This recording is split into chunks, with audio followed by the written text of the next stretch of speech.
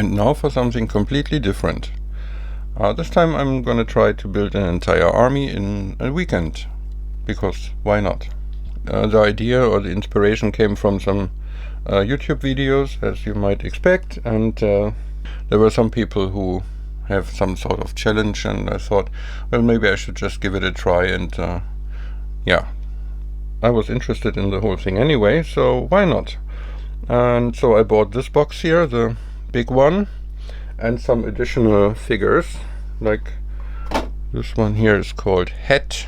They are making figures, and this is IMAX. I didn't find anything from Svesta and from Airfix. I might be able to pick up some figures from those manufacturers too, so I would show you those as well.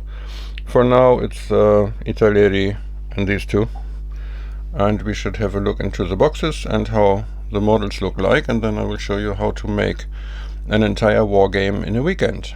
So let's see if I can do that without throwing the camera off the table. So that is the box. I already removed all the plastic bags as usual. So we have a very short explanation what a civil war is about, and some instructions here for how to assemble things, especially the cannons, and I would think in the middle it's something about the buildings, painting instructions, and all the stuff. So, and now I would just have a look at the models themselves, because I am curious, and I hope you are too. So these are doubles, because they can be folded, and that would be the same as you would find in these boxes here. Okay, so you could buy those separately or in the big box that I showed you, so that is always this double pack here. So this is obviously the Confederate cavalry.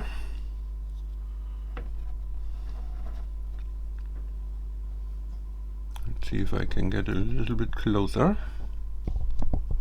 Yes, I can.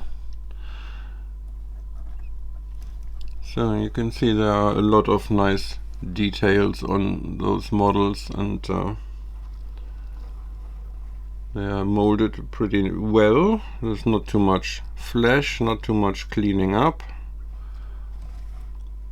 which is very nice, because this is soft plastic, so it's kind of hard to use sandpaper or something like that. It would just be a fluffy thing after that, because yeah, it's not really sandable, so you would have to cut or scrape. So no cleaning up is always nice.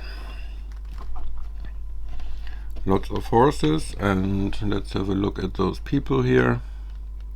So those would be the cavalry, and then we have guns, lots of guns. It's always good to have guns,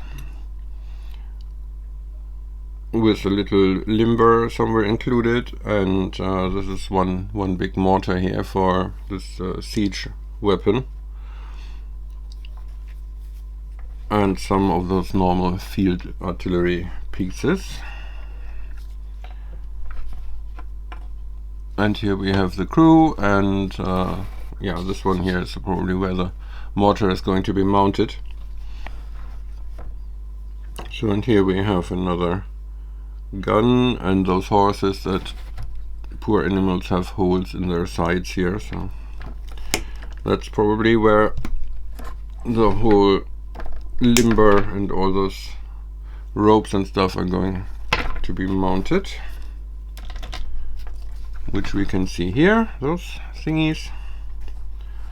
And here we have the artillery crew, some people who are, you know, lighting up the fuse and moving the gun around and stuff like that.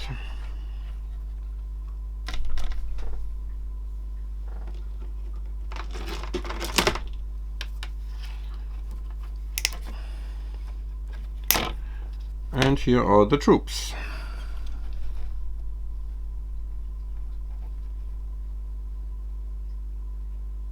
Now I already looked into the separate boxes. You would see that there are these dudes here, the Zouaves from New York. There are just few models, so it would not be enough for an entire unit. But once you have two of those boxes, that changes actually. I will show you in a few minutes. So, and here we have part 2. I should get a new cutter.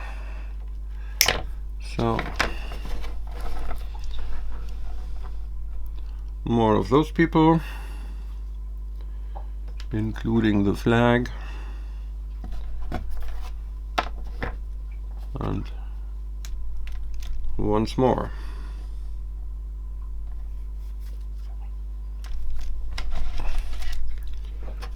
So altogether those were 1, 2, 3, 4, 5, 6, 7, 8, plus 2 is 10. That's something to do. And then we get the decoration, which is the artillery mount. Yeah, there's walls here, some palisades and things like that. And this is the second part to those, so you can build at least 2 of those artillery entrenchments, and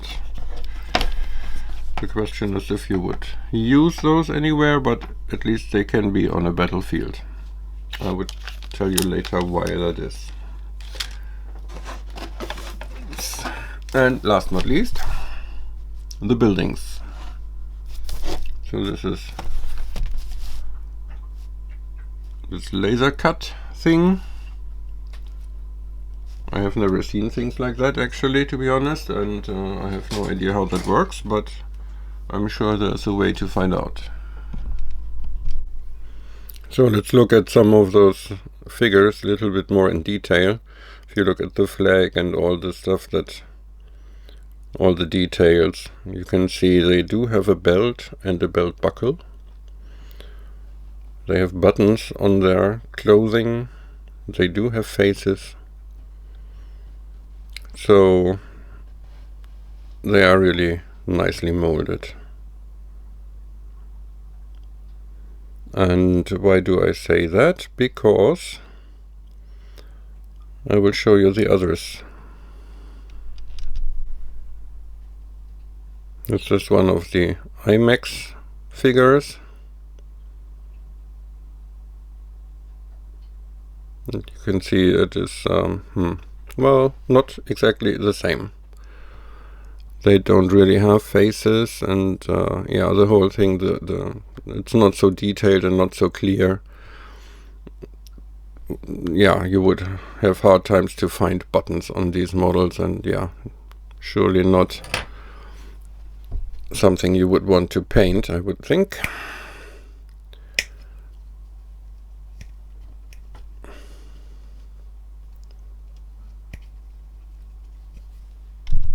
So, and here we have number 3, that is called Hat.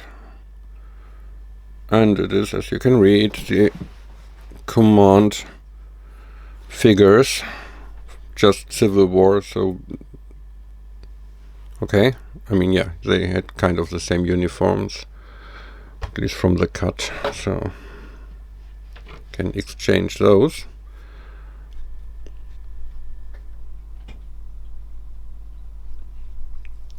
And they are reasonably detailed as well, I would think. Kind of clean and kind of okay, and they do have the option, at least for this one figure here, to they molded the arm separately, so you can just decide yourself how you want to, in which kind of pose you want to have the guy. So that's nice. It's just incredibly blue, but since we paint them,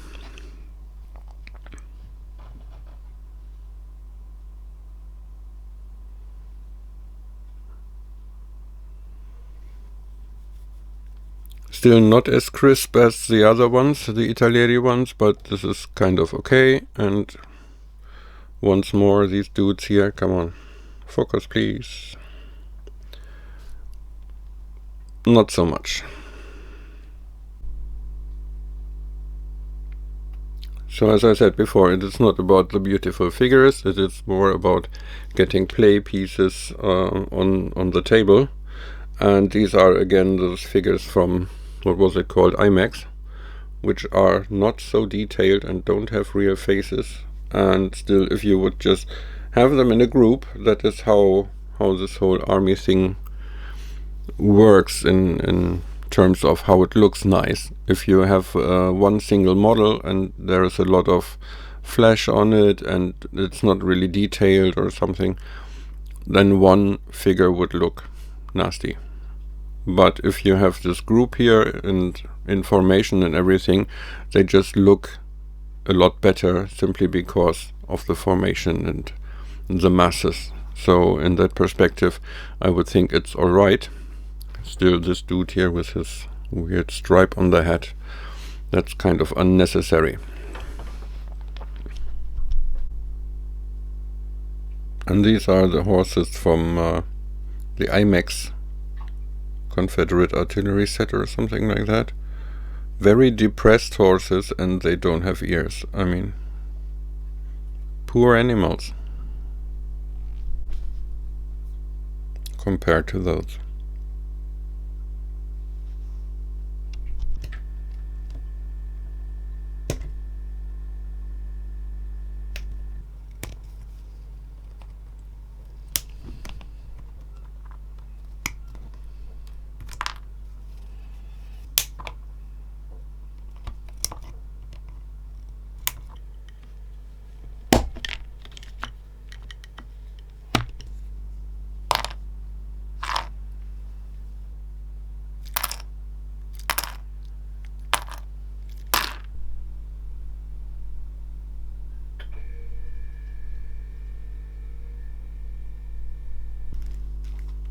So, and here we have a quick look at the normal box that Italieri or anybody else for that matter would usually sell their figures in. If it is not the box set, then it would look something like this, and you can see it's 50 figures in those, and I have, I think, 8 boxes plus the big one, a couple of hundreds.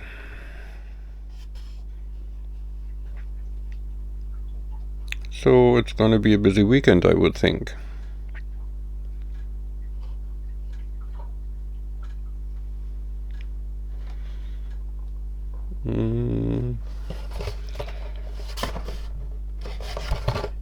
They did not really write. Yeah, they did. 36 in this box.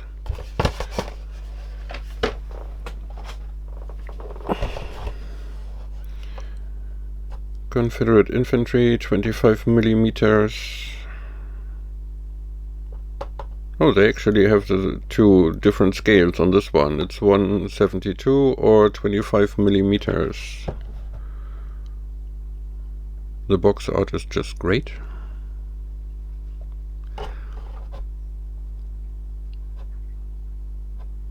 Oh yeah, and it's written somewhere here. Reflections.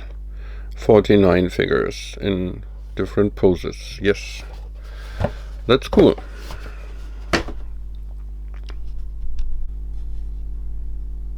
So just a quick look. Those were the 2 infantry sets. This guy is here. In the foreground are the Union troops. And you can see there are some poses or positions that are maybe not. And here we have this Zouaves, and you can see there are just 3 in each pose, so it's not enough to fill up such a tray or the space with those, unless you have 2 boxes, and then you would have 6 guys firing and 6 guys, I don't know, digging up the dirt, and that would make a little bit more sense. But like these 3 dudes here, they look kind of cool, but I cannot really see an entire brigade just standing there, rifle over their shoulders, and stare into nothingness. So, yeah. And these are the Confederates. Same, these three guys with their rifles in hand. I cannot really see an entire brigade in that pose, but the firing, the reloading people, and this charging and stuff, that looks pretty well.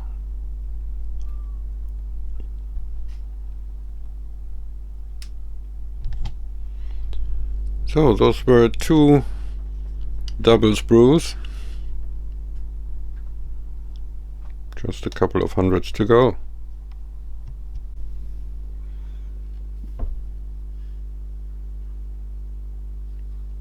So, and of course there are some extras, you might say, like this dude here, that would look a little bit weird if there were a lot of them in this interesting pose running on over the battlefield. And same with those I club you to death pose.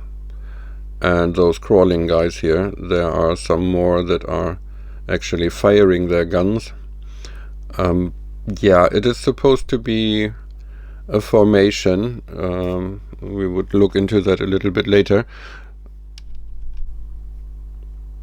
Something like this would make sense, and they are supposed to be on a stand and to be moved and used as one unit. And yeah, this looks nice if you have people firing or marching or whatnot. But if you would imagine like this dude here who is clubbing other people, that would look a little bit stupid if you have 10 of those in the same pose on one stand. So that, yeah, doesn't work very well. And there are of course some single figures. I think there were some guys who are just carrying one wounded person. That is only once, and that is not really what works in a formation either, but you could still use them of course for battlefield decorations. I haven't seen that very much in in other games actually. We put trees, bushes, or things like the houses here, this artillery fortifications and all that stuff on the battlefields as decoration, but not so many figures. But of course, why not?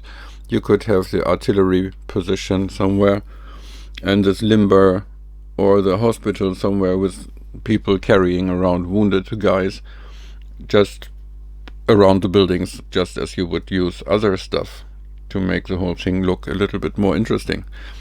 Just you have to agree that all the models that are not on real stands and are just scattered around the map are not part of the game, and they are just part of the map or the table, and that should be fine.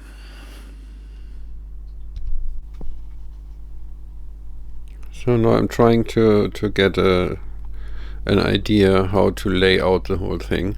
You can see here I have 2 rows of 6 soldiers each. If they are not taking too much space and they have all the same little foot base, you get 12 on one stand. And here you see it's only 5 of these guys, and if you have different shapes of soldiers, so you would probably have to have different sizes or different amounts of models on one stand. But one of these kind of raw plywood stands should represent one brigade. So I would try to group these people, try to figure out who is who and who is in which unit. Once I have figured out which is which and yeah, how I want to have the units, I sorted that all, and now I would just put them on little trays for painting them.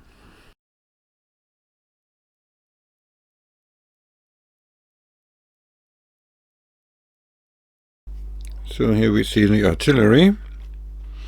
The big mortar is still under construction, just to show you. It's just everything with little pegs and little holes to them, so you can just push it all together and it snaps into position. So no glue is needed, and plastic glue would obviously not work on this type of soft plastic anyway. So it would have to be like the super glue or something like that, if at all. So, but it doesn't seem to be necessary. I will try that at least to glue the two halves of the barrel here, so they don't have any gaps there. But the army is growing. I cut off and cleaned some of those pieces that were included in the big box.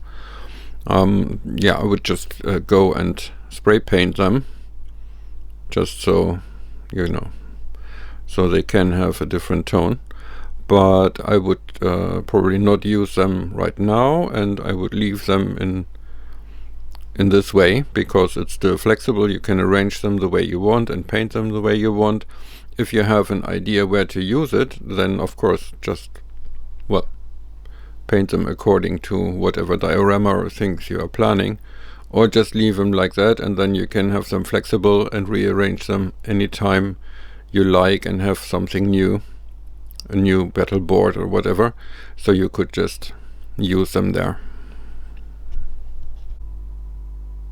I think this is the most that you can do with this batch painting, and from here on it is just go through the details. As you can see, I picked out one or two, just painted the faces and the guns, and yeah, that's just single model painting, and that is obviously taking quite a while. So you could use the models the way they are. I mean, yeah, you could just have them black and white, even as chess figures or something, or you just go and paint them all if you have the motivation to do that. To be honest, I don't. So I would probably use them like the models like they are now, especially these brown guys look quite nice, and just pick out one brigade after the next and paint them bit by bit. But for game purposes, I could just use them as they are, and since I want to start playing at some point, I would do just that. And now a quick overview over the evolution from raw plastic to primer to airbrushing the base colors, and then picking out all the details, faces, equipment, guns, stuff like that, until finally they get put on their bases and then get some flocking on the ground so they look half decent to be put on the battlefield.